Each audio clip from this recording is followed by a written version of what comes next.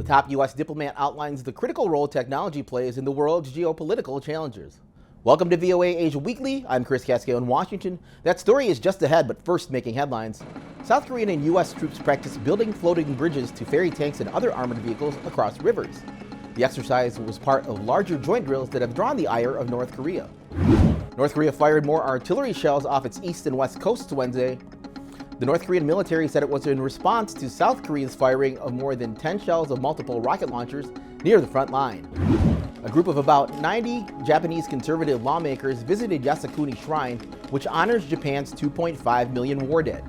Critics, especially Chinese and Koreans, consider visits by Japanese politicians to the shrine as a lack of remorse over the country's 20th century wartime atrocities. Japanese Prime Minister Fumio Kishida ordered an investigation into the Unification Church. Public outrage has grown over his governing party's ties to the controversial group after former leader Shinzo Abe's assassination. Hong Kong's leader, Chief Executive John Lee, unveiled a new visa scheme to woo global talent as the city seeks to stem a brain drain. It will allow those earning an annual salary of about $318,000 or above and graduates from the world's top universities to work in the city for 2 years. China delayed the release of economic indicators scheduled for publication this week, including its third quarter gross domestic product data and September home prices. Last week, China without explanation also postponed the release of September's trade data. While Xi Jinping is primed to receive an unprecedented third term as head of China's ruling Communist Party on Sunday, other top leadership posts are also in focus. Most closely watched will be the Politburo Standing Committee, whose size fluctuates but has stood at 7 members under Xi. One major question is the future of the party's number 2 official, Premier Li Keqiang, who is primarily responsible for heading the cabinet and managing the world's second largest economy. U.S. Secretary of State Antony Blinken's visit to Silicon Valley this week comes as the Biden administration is promising more investment in technology, but also enacting more restrictions on selling technology to businesses in China. VOA's Michelle Quinn reports. Secretary Blinken spoke at Stanford University in a conversation with former Secretary of State Condoleezza Rice. His message to students and faculty? Technology plays a critical role in geopolitical challenges around the world. We're in a moment of intense competition to shape what comes next. Technology, innovation, entrepreneurship, they're at the heart of that. This is how we are going to retool economies for the future. This is how we're going to modernize militaries as necessary.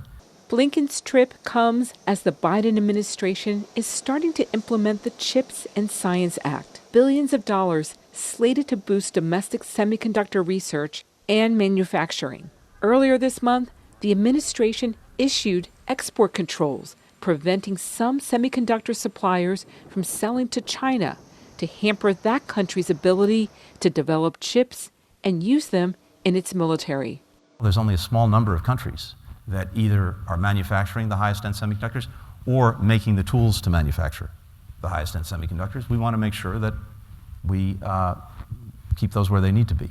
Industry analysts say the new restrictions will hurt some U.S. technology firms' bottom line. While we tend to think of the companies here as just producing some kind of product, actually that product, whether it's semiconductors or other aspects of the technological infrastructure, has worldwide implications for issues of peace and war, issues for international relations. And so, the Secretary of State and others in the government recognize that they sort of have to have special policies for these kinds of industries. In his pitch that Washington and Silicon Valley need to be better aligned, Blinken pointed to a first this year, the State Department's Bureau of Cyberspace and Digital Policy, which will provide what he calls day in, day out connectivity with the Silicon Valley ecosystem. Michelle Quinn, VOA News. Visit voanews.com for the most up-to-date stories. You're watching VOA Asia Weekly. Finally, Hollywood trailblazer Anna May Wong will be the first Asian American to be featured on U.S. currency. The U.S. Mint will begin shipping the 5th coin in the American Women Quarters program on Monday. Wong appeared in more than 60 movies, which included silent films. She also appeared in theater productions on New York and London stages. Thanks for watching VOA Asia Weekly. I'm Chris Casquejo. Until next week.